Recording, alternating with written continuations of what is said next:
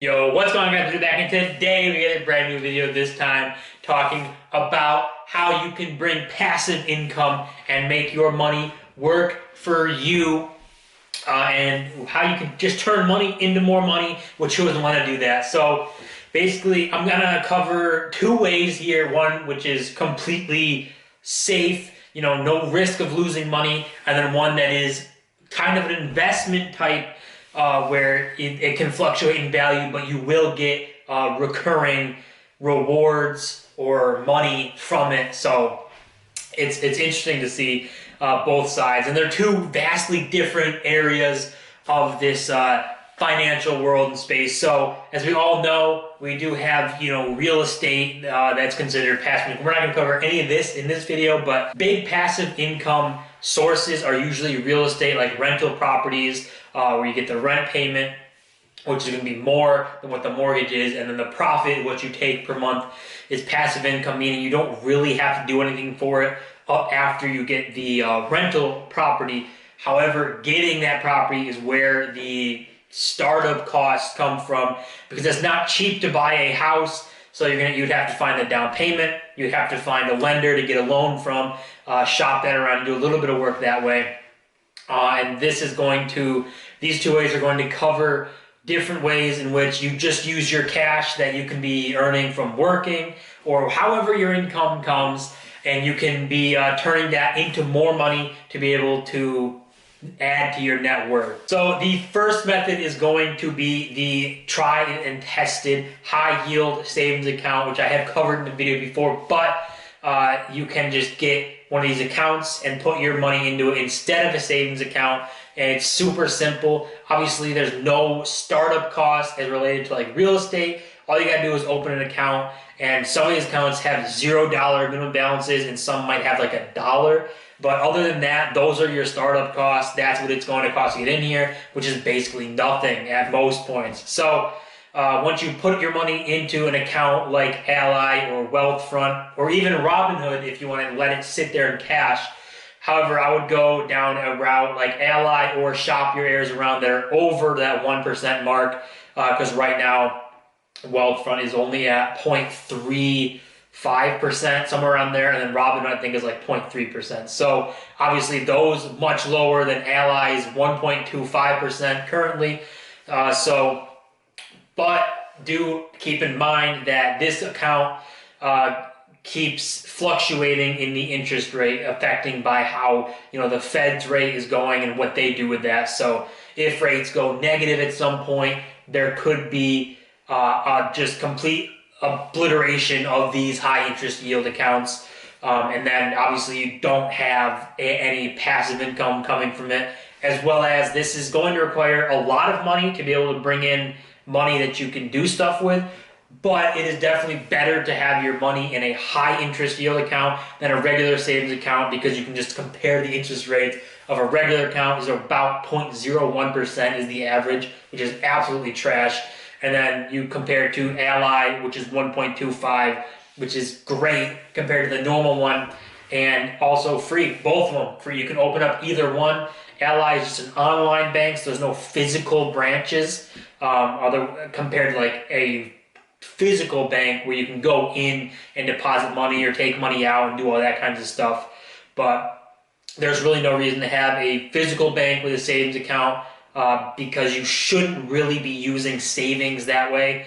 That should be like a checking account where you have money flowing in and out constantly, paying bills, buying groceries, buying the small things, and then savings where you're kind of just stacking up cash. But other than that, the interest rate is variable, as I covered, so it could go up or down. Hopefully we see it go up here in the future, but keep your eyes out if you're doing this on Wealthfront and Robinhood. We're seeing where these banks go, and seeing where the interest rates goes, because Wealthfront, before all of this stuff started going crazy, Wealthfront had a percent return of over 2%, which would actually mean that your money would keep its purchasing power and would not go down with inflation, which is exactly what you want to hear when you're talking about savings. Now, for the second way you can bring in a little passive income, we're going to go down a different route This first route with banks and high interest yield accounts are protected, usually FDIC insured,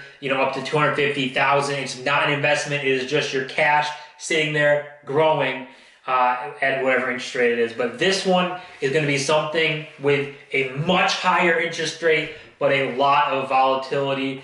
And by just that description, you might be able to guess what we're talking about, but it is cryptocurrency.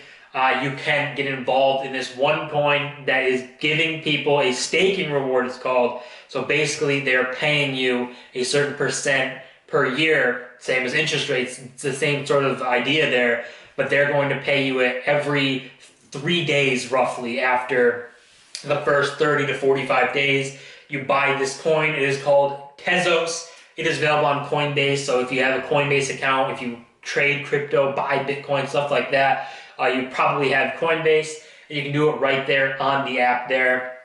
The reason I like this is I wouldn't put, your savings into this because it does fluctuate a lot up and down. It is crypto, so that fluctuation is there and can be a problem if you put all of your savings in and it drops a drastic amount. You're going to lose a lot of money, and no one wants to do that. So I'd probably use a combination of these two, but we'll go more in depth in Tezos here. Basically, Tezos is offering right now a 4.9% return interest rate, kind of. It's a staking reward, what they're calling it. So basically, once you buy your Tezos, however many, it takes 30 to 45 days for it to start getting the staking rewards deposited into your account. So when you go out and buy the Tezos, say you buy $100 worth, you would get X amount of Tezos coins every 3 days as a staking reward, but that doesn't start till about a month after you buy it for the staking to start going. But once you start getting that staking reward, you will see it constantly on your feed, your history feed in your Tezos wallet, and you can see the exact dollar amount that you're getting every few days. It's going to start popping up. So it's really cool to see, and it also tracks your Tezos, how much you're earning through the staking reward, and shows you at live time and updating and how much you've gotten year to date. So obviously, the more Tezos you have, the more money you'll make in a staking reward. And 4.9% is insane and is great. Percentage-wise, like I said, I wouldn't put all of my eggs in one basket in Tezos because it is unprotected. It can drop. It is more considered an investment type idea, but it's like a mix of both worlds of investments and then the staking reward of like interest happening. So like I said, my idea would be using a combination of the two if you're going to go down this route, or I would stick more probably towards the safe side of Ally Bank, a high interest yield account somewhere where it's protected and FDIC insured and all that good stuff, and your value will not go down at all, especially if it's your savings. That's the route I would go. Otherwise, I would build up your savings in a high interest yield account and then probably deposit some or get the ball rolling on Tezos coins and just kind of seeing the staking reward, see if it's for you. You can put it in, let it ride for a couple months and see how you like getting your staking rewards. And if it turns out to be something you enjoy, which I really do, it does cost a little bit more upfront, like money, obviously, to get the ball rolling with some decent returns. But as long as the price doesn't fluctuate too much, you should be good and have a way greater return with Tezos than a regular high interest yield account. And with Tezos, there is the opportunity there for the price to go up and for your money to be worth more alongside the staking reward or interest that is coming with Tezos. So that could be an idea too, is buying it now at somewhere around $3 Tezos and having it being worth, $10 in the future. And that whole ride up, you've been getting staking rewards and being rewarded for holding the coin. So we haven't seen this in crypto. At least I don't remember ever seeing it in crypto up until this Tezos coin was created or released. So I think it's a super cool idea and something neat to get on right now. But the interest rate or staking rewards rate with Tezos is the same thing as the high interest yield account interest. Both of them fluctuate. Tezos was over 5% at one point, and they came down to 4.9%. So get in while the interest rate, staking rate is high.